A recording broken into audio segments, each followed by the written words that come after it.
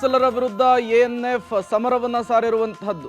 ಶತಾಯಗತಾಯ ನಕ್ಸಲ್ ಚಟುವಟಿಕೆಗಳಿಗೆ ಬ್ರೇಕ್ ಹಾಕಲಿಕ್ಕೆ ಕಾರ್ಯಾಚರಣೆ ಮುಂದುವರೆದಿದೆ. ಕರ್ನಾಟಕದ ಮೋಸ್ಟ್ ವಾಂಟೆಡ್ ನಕ್ಸಲ್ ಆಗಿದ್ದ ವಿಕ್ರಮ್ ಗೌಡ ಹತನಾಗಿದ್ದಾನೆ. ದಕ್ಷಿಣ ಭಾರತದಲ್ಲಿ ನಕ್ಸಲ್ ಸಂಘಟನೆಯ ನಾಯಕತ್ವವನ್ನು ವಹಿಸಿದ್ದ ವಿಕ್ರಮ್ ಗೌಡ ರಾಜ್ಯದ ನಕ್ಸಲ್ ನಾಯಕನೂ ಆಗಿಯೂ ಕೂಡ ಗುರುತಿಸಿಕೊಂಡಿದ್ದ ಇದೇ ವಿಕ್ರಮ್ ಗೌಡ 20ಕ್ಕೂ ಹೆಚ್ಚು ಪ್ರಕರಣಗಳಲ್ಲಿ ಬೇಕಾಗಿದ್ದಂತಹ ಪ್ರಮುಖ ಆರೋಪಿ ವಿಕ್ರಮ್ ಗೌಡ. ಕಳೆದ 20 ವರ್ಷಗಳಿಂದ ನಕ್ಸಲ್ ಚಟುವಟಿಕೆಯಲ್ಲಿ ತನ್ನನ್ನು ತಾನು ತೊಡಗಿಸಿಕೊಂಡಿದ್ದ ಕಾರ್ಮಿಕ ಸಂಘಟನೆಯಿಂದ ಬಂದಿದ್ದ ವಿಕ್ರಮ್ ಗೌಡ ತದನಂತರ ನಕ್ಸಲ್ ಚಟುವಟಿಕೆಯಲ್ಲಿ ಗುರುತಿಸಿಕೊಳ್ತಾನೆ.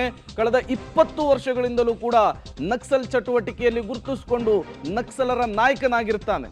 ಇದೇ ವಿಕ್ರಮ್ ಗೌಡನನ್ನ ಈಗ ಎಎನ್ಎಫ್ ಅಂದ್ರೆ ನಕ್ಸಲ್ ನಿಗ್ರಹ ದಳದ ಪೊಲೀಸರು ಹೆಡೆಮುರಿ ಕಟ್ಟಿದ್ದಾರೆ ಅನ್ನುವಂತಹ ಮಾಹಿತಿ ಸಿಗ್ತಾ ಇದೆ.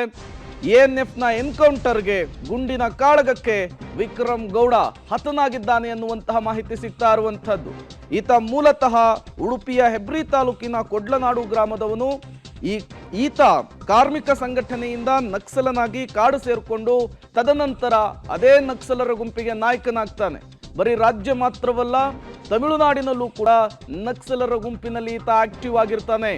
ಈತನ ಮೇಲೆ 20ಕ್ಕೂ ಹೆಚ್ಚು ಪ್ರಕರಣಗಳಿರುವಂತಹದ್ದು. ಎಎನ್ಎಫ್ ಹುಡುಕ್ತಾ ಇದ್ದಂತಹ ಮೋಸ್ಟ್ ವಾಂಟೆಡ್ ನಕ್ಸಲ್ ಈತನನ್ನ ಬೆಳಗ್ಗಿನ ಜಾವ ನಡೆದಂತಹ ಕಾರ್ಯಾಚರಣೆಯಲ್ಲಿ ಎಎನ್ಎಫ್ ಟೀಮ್ ಬಲಿ ಪಡೆದುಕೊಂಡಿದೆ.